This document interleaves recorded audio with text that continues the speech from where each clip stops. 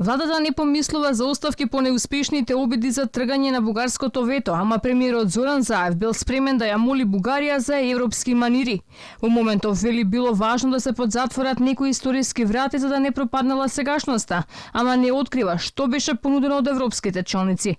Македонскиот јазик и македонски народ, ако е за преговори, не преговараме, е ставот на Заев. Јас одам таму и ќе помолам поддршка. Бугарија 2018 година свика Европски самит за Западен Балкан и го сврте повторно вниманието на земјите членки на Европската унија и на Европската унија генерално кон Западен Балкан. И навистина треба да помолиме да остане Бугарија предводник на евроинтеграциите на Западен Балкан, вклучително и на Северна Македонија. Вратите на историјата треба малку да ги подзатвориме од аспект да дадеме шанса за иднината, отварајќи ги прозорците на иднината, оти ќе се створи промаја, ќе не ја одува сегашноста.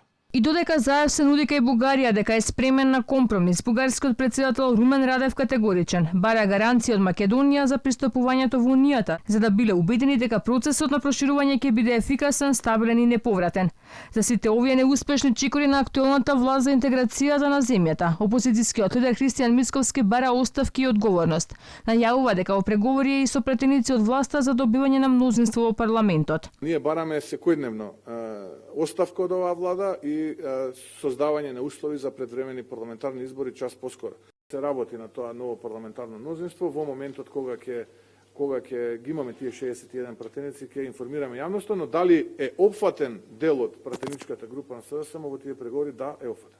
Заев пак не гледа основа за заедно со локалните избори на есен да се одржат и парламентарни избори. Тврди дека постои единство во пратеничката група, но подготвен е и за преговори со албанските партии за зголемување на бројот на пратеници.